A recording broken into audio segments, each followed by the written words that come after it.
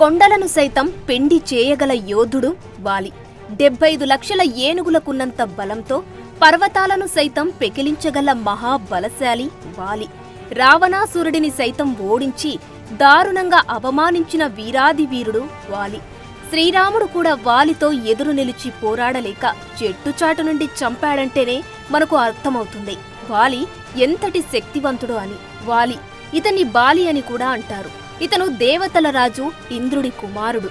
ఇతనికి తల్లి లేదు. తల్లి లేకుండా ఎలా జన్మించాడని అంటారా? అక్కడికే వస్తున్నా. ఇతని జననం చాలా విచిత్రంగా జరిగింది. బ్రహ్మదేవుని తిలకం నుండి వానరుడిగా జన్మించినవాడు వృక్షవ్రజస్సు. ఇతన్ని వృక్షరజుడని కూడా అంటారు. ఒక్కసారి వృక్షరజుడు ఒక తటాకంలో స్నానం చేస్తాడు. అయితే ఆ తటాకానికి యక్షుడి వల్ల ఓ శాపముంటుంది. అదేమిటంటే దానిలో మగవారు స్నానం చేస్తే ఆడవారిగాను, ఆడవారు స్నానం చేస్తే మగవారిగాను మారిపోతారు. అయితే ఇది తెలియని వృక్షరజుడు అందులో స్నానం చేయడం వల్ల ఒక అందమైన అప్సరసగా మారిపోతాడు. అప్పుడు ఆ ప్రదేశానికి వచ్చిన ఇంద్రుడు, సూర్యుడు అతిలోక సుందరిలా అద్భుత సౌందర్యంతో ఉన్న వృక్షరజుడిని చూసి మోహంతో కామ పరవశులై వృక్షరజుడి వాలభాగంలోనూ కంఠభాగంలోనూ వీర్యాన్ని విడిచిపెడతారు. దానికి వృక్షరజుడు కంగారు పడగా అప్పుడు బ్రహ్మదేవుడు వచ్చి కొడుకు వృక్షరజుడిని చూసి ఇంద్రుడు, సూర్యుడి వీర్యం వల్ల ఇద్దరు మహావీరులు జన్మిస్తారని, రావణాసురుడి వధలో రాముడికి వానర సైన్యంతో సహా వీరు సహాయం చేస్తారని చెబుతాడు. ఇంద్రుడు వాలభాగంలో వీర్యం వదలడం వల్ల వాలి, సూర్యుడు కంఠభాగంలో వదిలిన వీర్యం వల్ల సుగ్రీవుడు అయోనిజలుగా జన్మిస్తారు. వీరిని కిష్కింద పర్వతాలలో జీవించమని చెప్పి బ్రహ్మ అదృశ్యమవుతాడు. వాలి, సుగ్రీవులు ఇద్దరు చిన్నప్పటి నుండే మహాబలవంతులు, పరాక్రమవంతులు. వాలి ఎంత బలశాలి అంటే 75 లక్షల ఏనుగులకున్నంత శక్తిని ఒక్కడే కలిగి ఉండేవాడు. పెద్ద పెద్ద కొండ శిఖరాలను సైతం పెకిలించి వాటిని బంతుల్లాగా సరదాగా విసిరేవాడు. అడవుల్లో పెద్ద పెద్ద దృఢమైన చెట్లను సైతం ఇష్టమొచ్చినట్లు పీకి పారేసేవాడు. సూర్య నమస్కారాలు చేయడానికి అతను తెల్లవారుజామున తూర్పు సముద్ర తీరం నుండి పశ్చిమ తీరానికి, అలాగే ఉత్తర సముద్ర తీరం నుండి దక్షిణ తీరానికి వెళ్లేవాడు. సముద్రంలో నడుస్తూ ఈదుతూ వెళ్లిన ఇతనికి అలసటగాని ఆయాసం గాని లేకుండా తిరిగి కిష్కిందకు చేరుకునేవాడు. పెరిగి పెద్దయ్యాక వాలి కిష్కిందకు రాజవ్వగా అతని తమ్ముడైన సుగ్రీవుడు అతనికి మంత్రిగా సేవలందిస్తుంటాడు. అమృతం కోసం దేవతలు, రాక్షసులు కలిసి క్షీరసాగర మదనం చేస్తారు. అప్పుడు మహాబలశాలి అయిన వాలి తన తండ్రి దేవేంద్రునికి సహాయంగా క్షీరసాగర మదనంలో పాల్గొంటాడు. సాగర మదనంలో నుండి కొంతమంది అప్సరసలు జన్మిస్తారు. వారిలో తార అనే అప్సరస కూడా ఉంటుంది. అద్భుత అందగత్తె అయిన తారను ఇంద్రుని అనుమతితో వాలి పెళ్లి చేసుకుంటాడు. వారికి అంగదుడు జన్మిస్తాడు. వాలి కిష్కింద పర్వతాలలో ఉన్న వానరులందరినీ తన సొంత బిడ్డలుగా చూసుకుంటూ వారందరికీ రాజుగా జనరంజక పాలన కొనసాగిస్తుంటాడు. తర్వాత ఇంద్రుడు తన కుమారుడైన వాలి వద్దకు వచ్చి అతనికి కాంచనమాల అనే వరమాలను ప్రసాదిస్తాడు. దీనిని నీవు మెడలో ధరించి యుద్ధానికి వెళితే నీ ఎదురు నిలిచి పోరాడే శత్రువు శక్తిలో నుండి సగం శక్తి నీకు సంక్రమిస్తుందని చెబుతాడు. ఇక అప్పటి నుండి వాలి ఆ వరమాలను ధరించి యుద్ధానికి వెళ్లి తన శక్తితో పాటు తన శత్రువు యొక్క సగం శక్తిని కూడా తనలో కలుపుకొని యుద్ధంలో చాలా తేలికగా విజయం సాధించేవాడు. ఒకసారి నారదుడు లంకా నగరానికి వెళ్లి రావణాసురుడిని కలుస్తాడు. మాటల సందర్భంలో వాలి మహాబలశాలి అని రావణుడితో అనగా కైలాస పర్వతాన్నే అవలీలగా ఎత్తిన నాకన్నా వాలి బలవంతుడా, వాడి సంగతి ఇప్పుడే తేలుస్తానంటూ కిష్కిందకు వచ్చిన రావణుడు తనతో యుద్ధం చేయమని వాలిని సవాలు చేస్తాడు. అప్పుడు వాలి రావణుడితో భీకర యుద్ధం చేస్తాడు. వాలికి ఇంద్రుడు ఇచ్చిన కాంచనమాల వరం వల్ల రావణాసురుడి సగం శక్తి వాలికి వస్తుంది. కొన్ని రోజుల పాటు జరిగిన ఆ భయంకర యుద్ధంలో చివరకు రావణాసురుడిని తన తోకతో బంధించిన వాలి లోకాలన్నీ త్రిప్పుతూ దారుణంగా అవమానిస్తాడు. నేను ఓడిపోయానని నన్ను క్షమించి విడిచిపెట్టమని వాలిని వేడుకుంటాడు రావణుడు. అప్పుడు వాలి రావణుడిని విడిచిపెట్టగా సంతోషించిన రావణుడు వాలితో స్నేహం కోరుతాడు. అందుకు అంగీకరించిన వాలి రావణుడిని తన స్నేహితుడిగా ప్రకటించి స్నేహం కొనసాగిస్తాడు. ఆ తర్వాత ఒకసారి దుందుభి అనే రాక్షసుడు సముద్రుడు పర్వతరాజుతో యుద్ధానికి రమ్మని సవాలు చేయగా వారు అతనితో పోరాడలేమని చెప్పి కిష్కింధకు రాజైన వాలి దగ్గరకు వెళ్ళమంటారు. అప్పుడు దుందుబి ఒక పెద్ద దున్నపోతు ఆకారంలో కిష్కింధకు వచ్చి వాలిని తనతో యుద్ధానికి ఆహ్వానిస్తాడు. అనవసరంగా ప్రాణాల మీదకు తెచ్చుకోవద్దని ఆ రాక్షసుడికి వాలి నచ్చచెప్పబోయాడు. కానీ వాడు వినిపించుకోలేదు. దాంతో కోపించిన వాలి దుందుబితో యుద్ధానికి దిగుతాడు. ఇద్దరి మధ్య యుద్ధం భయంకరంగా జరుగుతుంది. రోజుల తరబడి ఒకరిని ఒకరు కొట్టుకుంటారు. చివరకు నీరసించిన దుందుబి కొమ్మలు పట్టి మెలిద్రిప్పి దారుణంగా చంపుతాడు వాలి. అప్పుడు ఆ రాక్షసుడి రక్తం ఋష్యమూక పర్వతం వద్ద ఉన్న మతంగ మహర్షి యొక్క ఆశ్రమం గుండా ప్రవహిస్తుంది. రక్తంతో తన ఆశ్రమం అపవిత్రమైందని కోపగించుకున్న మతంగ మహర్షి అందుకు వాలి బాధ్యుడని తన దివ్య దృష్టి ద్వారా తెలుసుకొని, నీవు కనుక ఋష్యమూక పర్వతం మీద కాలు పెడితే చనిపోతావని వాలిని శపిస్తాడు. ఆ తర్వాత దుందుబి కొడుకు మాయావి తన తండ్రి మరణానికి ప్రతీకారం తీర్చుకోవాలని వాలితో యుద్ధానికి దిగుతాడు. మాయావికి వాలికి మధ్య యుద్ధం భయంకరంగా జరుగుతుంది. నీరసించిన మాయావి వాలితో యుద్ధం చేయలేక భయపడి దగ్గరలో ఉన్న ఒక గుహలోకి పరిగెత్తుతాడు. అతనిని అనుసరించి వాలి, సుగ్రీవుడు ఆ గుహ దగ్గరికి వెళతారు. సుగ్రీవుడిని గుహ బయట ఉండమని చెప్పి వాలి లోపలికి వెళతాడు. 1 సంవత్సరం పాటు అన్న వాలి రాక కోసం ఎదురుచూస్తాడు సుగ్రీవుడు. తర్వాత ఆ గుహ నుండి రక్తం ఏరులై పారుతుంది. ఆ రక్తాన్ని చూసి తన అన్న వాలి చనిపోయాడనుకుని ఏడుస్తాడు సుగ్రీవుడు. ఆ రాక్షసుడు మాయావి బయటకు వచ్చి తనను, తన రాజ్య ప్రజలను చంపుతాడేమోనని భయపడి మాయావి బయటకు రాకుండా గుహ ద్వారాన్ని పెద్ద బండరాయితో బయట నుండి మూసివేసి ఇంటికి చేరుకొని అందరికీ ఈ విషయం చెబుతాడు. వాలి మరణించాడని తెలుసుకున్న వానరులంతా బాధపడతారు. తర్వాత వానర పెద్దలందరి సూచనతో కిష్కింధకు రాజుగా సుగ్రీవుడు పట్టాభిషిక్తుడవుతాడు. అయితే గుహలో మాయావిని చంపిన వాలి విజయోత్సాహంతో బయటకు రాబోగా గుహ ద్వారం మూసి ఉండడం చూసి నన్ను బయటకు రాకుండా చేసి ఈ గుహలోనే బందీగా ఉంచి చంపాలని సుగ్రీవుడు తన కుటిల బుద్ధితో ద్వారం మూసివేశాడని తప్పుగా అర్థం చేసుకుని తన గదతో బండరాయిని బద్దలు కొట్టి కిష్కింధకు చేరుకుంటాడు వాలి. అక్కడ సింహాసనంపై సుగ్రీవుడిని చూసి కోపంతో ఊగిపోతూ, నీవు రాజువి కావాలనే స్వార్థంతో నన్నే చంపాలని చూస్తావా ద్రోహి అంటూ సుగ్రీవుడిని దారుణంగా కొట్టి రాజ్యం నుండి బహిష్కరిస్తాడు.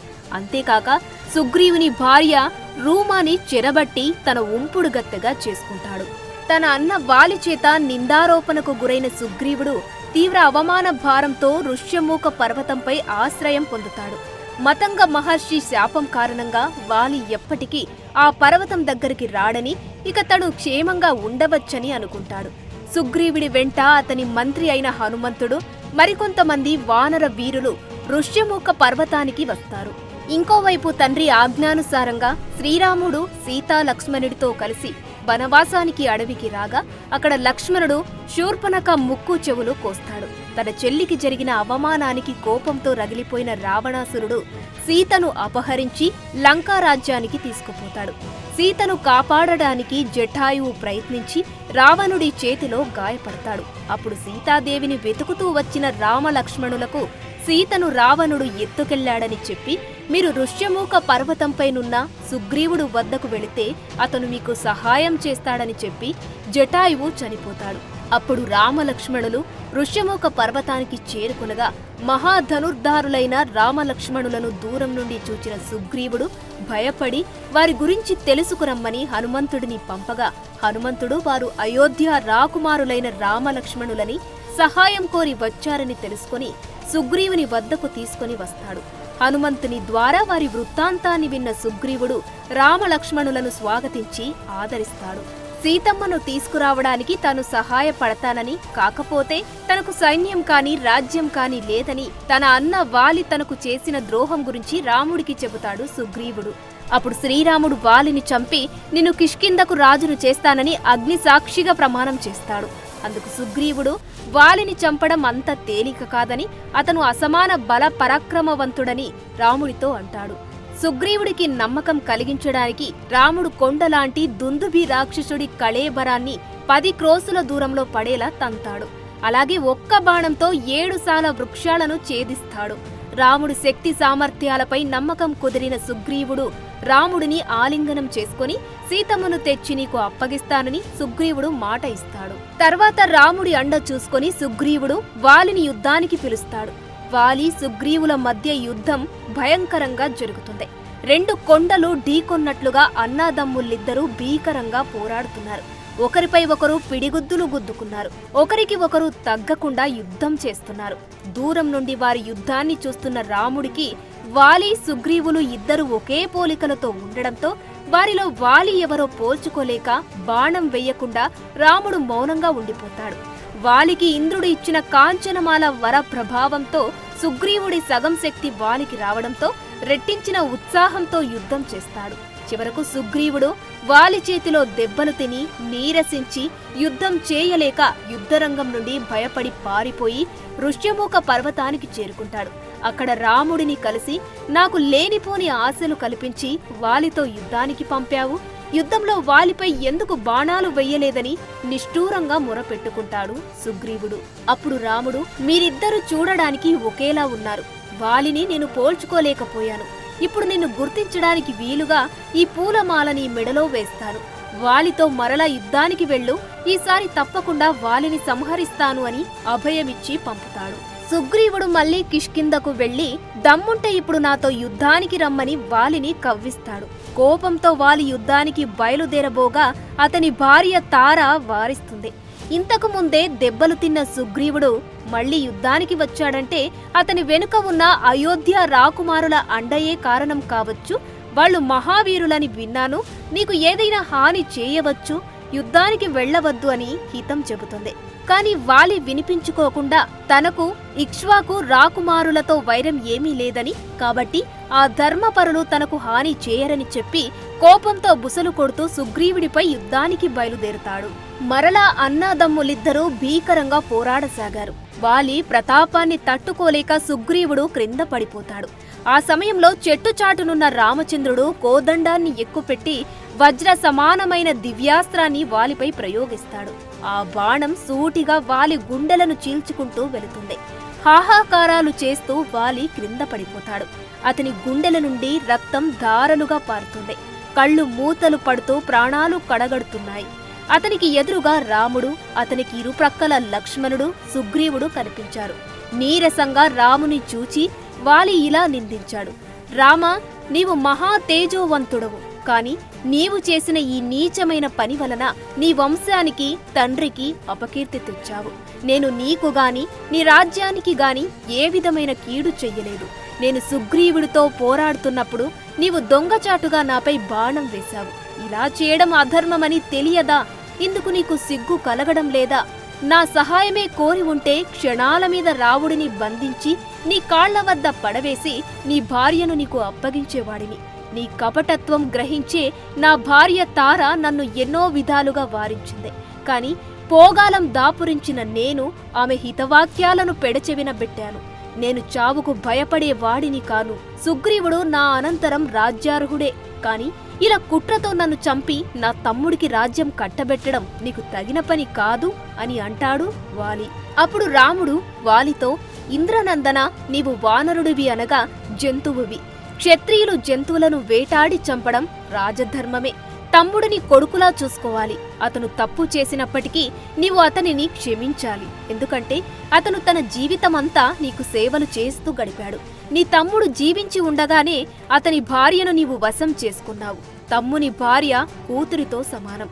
ఆడవారిపై అఘాయిత్యం చేసే ఎవరికైనా మరణదండనే సరైన శిక్ష. కనుక మన మధ్య ప్రత్యక్ష వైరం లేకున్నా నేను నిన్ను శిక్షించాను. ఇక చెట్టుచాటు నుండి బాణం ఎందుకు వేశానంటే నీ మెడలోనే కాంచనమాల వర ప్రభావం వల్ల నేను నీ ఎదురుగా వచ్చి పోరాడలేను. అందుకే దొంగతనంగా బాణం వేయాల్సి వచ్చింది. అయినను అది నా తప్పే. భగవంతుడైనా సరే అధర్మానికి పాల్పడితే శిక్ష తప్పదు. నేను కూడా క్షమార్హుడను కాదు. అందుకే నేను ద్వాపర యుగంలో శ్రీకృష్ణుడిగా జన్మిస్తాను. అప్పుడు నీవు జర అనే వేటగాడిగా జన్మించి నన్ను చంపుతావు అని వరమిస్తాడు. ధర్మ రక్షణార్థమే ఇప్పుడు నిన్ను చంపుతున్నాను. సృష్టికర్త ఆజ్ఞ మేరకు రావణ వధలో వానరులు నాకు సహకరించాలి. కాని నీవు రావణుడి మిత్రుడవయ్యావు. కనుక నీవు నాకు సహాయపడితే మిత్రద్రోహివవుతావు. రావణుడి పక్షాన ఉంటే పితృద్రోహివవుతావు. అటువంటి మహాపాతకాలు నీకు అంటకుండా నిన్ను రక్షించాను. ఇకనైనా నా చేతలో ధర్మాన్ని తెలుసుకొని మనశ్శాంతిగా మరణించు అని అంటాడు రాముడు. రాముని మాటలు విన్న వాలి, రామా, సర్వాగ్నుడవైన నీకు బదులు చెప్పగలిగే వాడను కాను. నీ చేతిలో మరణించడం నా పూర్వజన్మ సుకృతం. గారాబంగా పెరిగిన నా కొడుకు అంగదుడిని కూడా సుగ్రీవునిలాగానే రక్షించు. నా మీద ఉన్న ద్వేషంతో సుగ్రీవుడు తారను హింసించకుండా చూడు. నా అపరాధాలను మన్నించు అని చెప్పి సుగ్రీవుడిని దగ్గరకు పిలిచి తన మెడలోని కాంచనమాలను సుగ్రీవుడి మెడలో వేసి కిష్కింధకు రాజువై ప్రజలందరినీ సొంత బిడ్డలుగా చూడు. జనరంజక పాలన చేయి. అలాగే అంగదుడిని సొంత కొడుకులాగా చూసుకో. తార చెప్పే హితవాక్యాలు పాటించు. వెంటనే సీతమ్మను తెచ్చి రామునికి అప్పగించు అని సుగ్రీవునికి హితబోధ చేస్తాడు వాలి. తర్వాత అంగదునితో కూడా బాబాయిని తండ్రిలా చూడు. దేశకాలాలు గుర్తించి ప్రభువు పట్ల విధేయుడై ఉండాలి. రామలక్ష్మణులను గౌరవించు. ఎవరితోనూ అతి స్నేహము, తీవ్ర వైరము మంచివి కావని చెప్పి అందరి వద్ద సెలవు తీసుకుని మరణిస్తాడు వాలి. వాలి మరణంతో వానరులంతా ఏడుస్తారు. తనను కూడా చంపి భర్త దగ్గరకు పంపమని తార రాముడిని ప్రాధేయపడుతుంది. సుగ్రీవుడు కూడా పశ్చాత్తాపంతో కుమిలిపోయి తాను కూడా మరణిస్తానంటాడు. వారందరినీ ఓదార్చిన రాముడు వాలికి అంత్యక్రియలను జరపమని చెబుతాడు. అనంతరం రాముడు కిష్కింధకు రాజుగా సుగ్రీవుడిని, యువరాజుగా అంగదుడిని పట్టాభిషిక్తులను చేస్తాడు. ఆ తర్వాత రామ-రావణ యుద్ధం జరిగి రావణ సంహారం తర్వాత సీత రాముణ్ణి చేరుతుంది. త్రేతాయుగం ముగిశాక ద్వాపర యుగంలో శ్రీరాముడు శ్రీకృష్ణుడిగా జన్మించి దుష్ట శిక్షణ కోసం మహాభారత మహాయుద్ధాన్ని జరిపిస్తాడు. దుష్టులను సంహరిస్తాడు. మహాభారత యుద్ధం ముగిసిన 36 సంవత్సరాల తరువాత ఒకసారి అడవిలో కాలు మీద కాలు వేసుకుని నిద్రపోతుంటాడు శ్రీకృష్ణుడు. అప్పుడు జర అనే వేటగాడు ఆ కాలిని చూసి దానిని లేడిగా భావించి బాణం విసిరగా అది శ్రీకృష్ణుడి బొటన వేలుకు తగిలి రక్తం కారి శ్రీకృష్ణుడు అవతారం చాలిస్తాడు. ఆ జర వేటగాడే గత జన్మలో వాలి. రామాయణంలో వాలిని శ్రీరాముడు చెట్టుచాటు నుండి చంపిన అధర్మం ఫలితంగా అప్పుడు రాముడు వాలికి ఇచ్చిన వరం కారణంగా భారతంలో శ్రీకృష్ణుడిని వాలి జరగా జన్మించి బాణం వేసి తన చావుకు ప్రతీకారం తీర్చుకుంటాడు. భగవంతుడైనా సరే తప్పు చేస్తే శిక్ష అనుభవించాల్సిందే. దేవుడే కర్మను తప్పించుకోలేకపోయాడు. మానవులం మనమింత. అందుకే మనం ఎప్పుడూ సన్మార్గం వైపు నడుస్తూ ధర్మాన్ని ఆచరిస్తూ 10 మందికి మంచి చేయాలి. అప్పుడే ఈ పుట్టుకకు ఒక అర్థం, పరమార్థం ఉంటుంది. సర్వే జన సుఖినో భవంతు. For more videos like this, subscribe Big TV channel.